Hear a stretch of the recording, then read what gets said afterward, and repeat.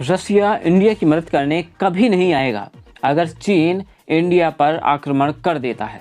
ये जो बयान है यह कंट्रोवर्शियल बयान है और यह दिया है दिलीप सिंह ने। Dilip Singh deputy additional adviser हैं यूएसए के। दिलीप सिंह इस समय आए हुए हैं इंडिया में रूस और यूक्रेन मसले पर मीटिंग करने के लिए। दिलीप सिंह की अगर बात की जाए तो जो यूएसए ने सैंक्शंस लगाए हुए हैं रूस में, असल में उन सैंक्शंस को डिजाइन किया था दिलीप सिंह ने। इंडिया में जब एक पत्रकार ने दिलीप सिंह से पूछा कि आप इस मसले के बारे में क्या सोचते हैं कि भारत रसिया का सपोर्ट कर रहा है, रसिया से ऑयल भी परचेज कर रहा है, तो आप इन सब मसलों को देखकर क्या कहना चाहेंगे। देखिए, ऐसे मसले पर कोई भी ओपन स्ट्रेटजी कभी नहीं बताता है, लेकिन यहाँ पर दिलीप सिंह ने ओपनली बात करते हुए स्ट्रेटजी सामने रखते हुए यह बात कही कि इंडिया जो स्ट्रेटजी अपना रहा है वह बहुत ज़्यादा गलत है।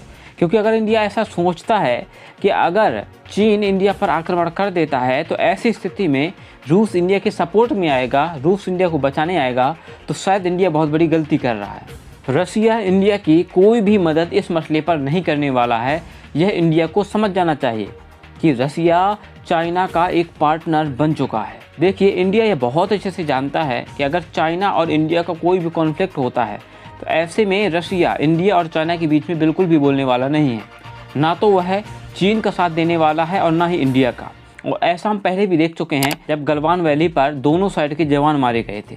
ओवरऑल अगर हम बात करें तो इंडिया के पास इतनी एबिलिटी है कि वह चाइना को टैकल कर सकता है। हम जानते हैं कि चीन हमसे ताकतवर है, उसके पास हमसे ज़्यादा जीडीपी है, और हम यह भी जानते हैं कि डिफेंस में भी चीन इंडिया से कहीं आगे है। लेकिन इंडिया इसके बाद भी चीन को कंट्रोल कर सकता है। लेकिन बात अगर पाकिस्तान की आती है तो पाकिस्तान पूरी तरीके से चाइना के इन्फ्लुएंस में है। चाइना के एक इशारे पर पाकिस्तान युद्ध में दूसरी तरफ से तुरंत उतर सकता है और इंडिया टू फ्रंट वॉर के लिए तैयार नहीं है। और पाकिस्तान को संभालने के लिए, पाकिस्तान को कंट्रोल करने के लिए यूएसए कुछ भी नहीं कर रहा है। अगर इस समय देखा जाए तो इंडिया में यूएस वर्सेज रसिया चल रहा है। यूएस और रसिया दोनों इंडिया को अपने इन्फ्लुएंस में लेने की कोशिश कर रहे हैं। और इस समय अगर देखा जाए तो रसिया के विदेश मंत्री इंडिया आने वाले हैं और वहीं यूएसए की तरफ से दिलीप सिंह भी इंडिया में मौजूद हैं, जो कि यूएसए का रिप्रेजेंट कर रहे हैं। अब आप समझ रहे होंगे कि इंडिया की अहमियत इस समय क्या है और जियोपॉलिटिक्स में इंडिया किस तरीके से उभर रहा है। दिलीप सिंह ने यूएसए को रिप्रेजेंट करते हुए यह कहा है कि अब हम इंडिया से सीधे सीधे बात करने वाले हैं कि आखिर इंडिया को किस चीज़ की ज़रूरत है। अगर इंडिया को ऑयल चाहिए तो वह भी हम उपलब्ध कराने वाले हैं। इंडिया को हम डिफेंस में भी काफ़ी मजबूत करना चाहेंगे। इंडिया को अगर नेचुरल गैस चाहिए तो वह अमेरिका से परचेज करे, लेकिन वह रूस से ऑयल और नेचुरल गैस परचेज करना बंद करे, क्योंकि वह जितना अधिक रसिया से ऑयल और नेचुरल गैस परचेज कर रहा है, जो सैंक्शंस यूएसए ने और यूरोपीय कंट्री ने रसिया पर लगाए हुए हैं वह ऐसे में ढीले होते हुए नज़र आ रहे हैं। आपको पता होगा कि इस समय रसिया ने चीपेस्ट रेट में इंडिया को ऑयल बेचने का फैसला लिया है और इसके लिए रसिया यह चाह रहा है कि इंडिया जो पेमेंट सिस्टम इस्तेमाल करे वह उस सिस्टम का इस्तेमाल करे जो रसिया और चीन ने मिलकर विकसित किया है, क्योंकि रसिया को स्विफ्ट सिस्टम से बाहर कर दिया गया है। इसलिए रसिया और चीन दोनों ने मिलकर एक पेमेंट सिस्टम को तैयार किया है और रसिया यही चाहता है कि इंडिया उस पेमेंट सिस्टम को स्वीकार करे। और इंडिया अगर ऐसा करता है, अगर वह इस पेमेंट सिस्टम को स्वीकार करता है, तो ऐसे में इंडिया बहुत ज़्यादा डिपेंडेंट हो जाएगा चीन के ऊपर और डेफिनेटली इंडिया चीन को बिल्कुल भी सपोर्ट नहीं करना चाहेगा।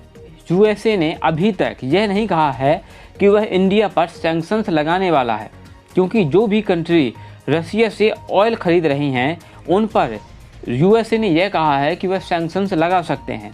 लेकिन यहाँ पर इंडिया के बारे में यूएसए बिल्कुल मौन है, क्योंकि वह जानता है इंडिया की ज़रूरतों को, कि इंडिया को ऑयल की बहुत ज़्यादा ज़रूरत है, इसलिए वह परचेज कर रहा है। लेकिन यहाँ पर भी यूएसए ने वार्न किया है कि अगर इंडिया बहुत ज़्यादा ऑयल परचेज करने लगता है रसिया से, तो ऐसे में यह माना जाएगा कि वह रसिया को फंड कर रहा है, वह रूस और यूक्रेन युद्ध में रसिया को फुल सपोर्ट दे रहा है। तो ऐसे में इंडिया को भी सोचना चाहिए कि इंडिया के जो भी कदम हैं वह कहीं ना कहीं अलग दिशा की तरफ मोड़ते हुए नज़र आ रहे हैं। और ऐसे में यूएसए और यूरोपीय कंट्री ने जो भी सैंक्शंस लगाए हुए हैं रसिया पर, उन सैंक्शंस का महत्व कम हो सकता है, यानी नगण्य असर होगा ऐसे में रसिया पर। और इंडिया को भी यहाँ पर फूंक फूंक का कदम रखना होगा, क्योंकि इंडिया के यूएसए के साथ, जापान के साथ, यूरोपीय कंट्री के साथ बहुत ज़्यादा अच्छे संबंध हैं और ऐसे में कोई भी पार्टनरशिप इंडिया नहीं तोड़ना चाहेगा। आप इन सब मैटर को लेकर क्या समझते हैं, कमेंट बॉक्स में लिख सकते हैं। मिलते हैं नेक्स्ट वीडियो में। जय हिंद, जय भारत।